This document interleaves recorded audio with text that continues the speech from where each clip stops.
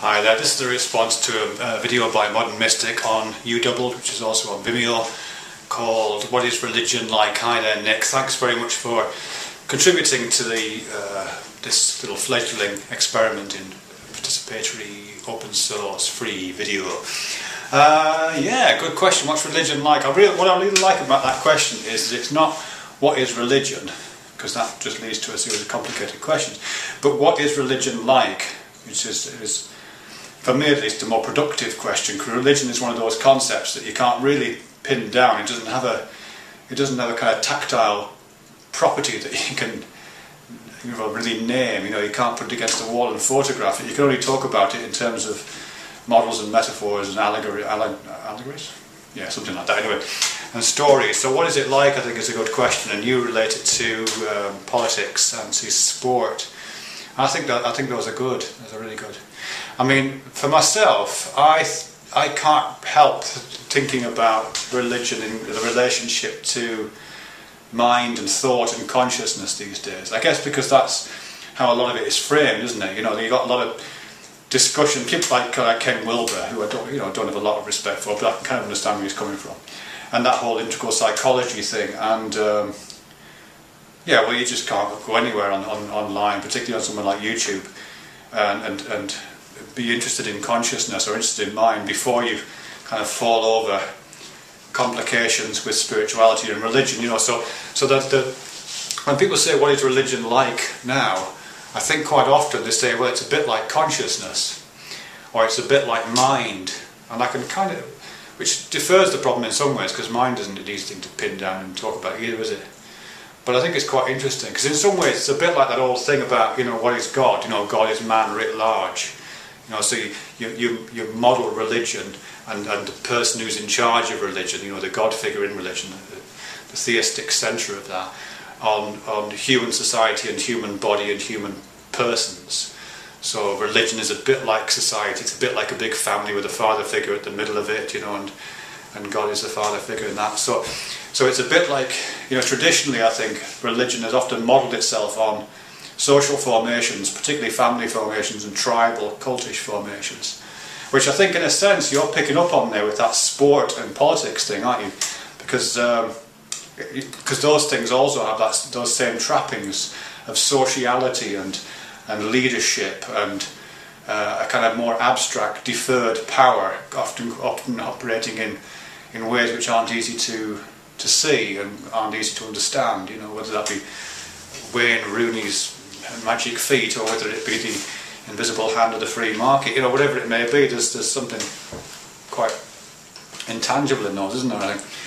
So what is it like? But for me, I think, as I say, my what is it like tends to ground down on, it's a bit like thinking, it's a bit like mind, it's a bit like consciousness. And, and as I say, I'm not the only one, obviously, who's thinking in those terms. And where I come from with that is, I guess, because the origins of religion, this, the origins of the word religion is in this religare thing, to bind together again. That's the etymological roots of the phrase, to bind together again. The idea that we come to religion, and by that I don't mean any particular organised religion, but just the aims of religion. We come to the religious quest, if you like, because we feel that things are broken, things have fallen apart. Where things were whole, now they are scattered to the wind, and now all the languages have fallen apart, and now everybody's a bit different to everybody else, and now there's just so much stuff in the world and nothing seems to join up properly. The religious impulse, I think, is often to do with that joining together, and we have the same kind of sense of that, which I guess historically, tribes and families acted as just coherent principles, didn't they? But now I think we tend to think of the mind as the coherent principle, almost literally, in that kind of sensus communis idea of the mind as being the thing that joins the fragmented sensory data that we have into the multimedia sound and light show that we call experience. So it's almost literally that mind is the religious impulse made into grey flesh, isn't it? Yeah. So just in answer to your question, there's something else I want to say actually, but just in answer to your question, what is religion like? For me it's like mind. But the thing I want to say there is it seems it's such a shame in some ways that religion came first in the great history of human development. Because whatever it was, we live in hundreds of thousands of years, millions of years, as relatively simple creatures without higher order cognition and a secondary chamber to our imagination and all those kind of things. We lived in those ways, and then when we first started getting the dawning of what we call modern consciousness, we kind of overran the ball, it seems to me, you know what I mean, and tried to put things together, tried to put ourselves together with the world, tried to put the world together into ways that made sense, before we really had the tools to do it right, It would have been so different, and that just led to superstition, didn't it? It just led to superstition and nonsense, and a kind of overweening faith in the results of that kind of superstitious longing. But how different it would have been, if we got science first and empiricism. We'd just been these creatures. Yes, we were scared, and yes, we were frightened, and yes, we died young, bleeding to death in ditches, or within the jaws of predators.